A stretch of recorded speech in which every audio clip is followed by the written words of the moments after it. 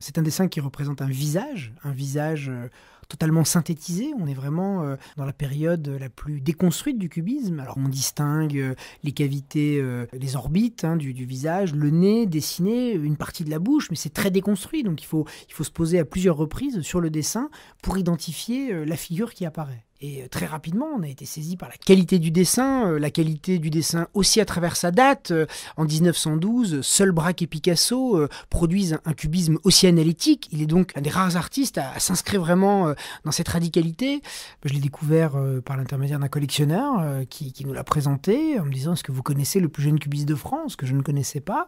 Georges Deniker, dans Le Mercure de France en 1911, est considéré par Guillaume Apollinaire comme le plus jeune cubiste de France. Et effectivement, on ne connaît aucun autre artiste qui, à l'époque, hormis Braque et Picasso, qui ont poussé le cubisme aussi loin dans sa radicalité.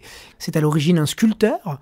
Il a d'ailleurs inventé des techniques de sculpture très particulières. Il a fait des sculptures en ficelle, qui a fait les beaux-arts, qui a fréquenté toute l'intelligentsia cubiste, bien sûr Apollinaire, Braque et Picasso, le sculpteur Manolo, mais également les poètes comme André Salmon, les marchands comme Albert Guillaume. Il était dans le milieu artistique parisien de l'époque. Il va même passer l'été 1911 avec Manolo et Picasso à Céret.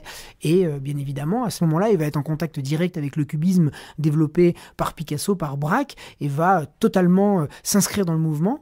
Et en 1911, il est l'un des rares, 1911-1912, notre dessin est de 1912, il est quand même l'un des rares à l'époque à produire un cubisme aussi analytique. On a très peu d'exemples, très peu d'œuvres. Aucune œuvre, à ma connaissance, sont conservées dans les collections françaises. C'est un dessin important, très historique, mais également d'une insigne rareté.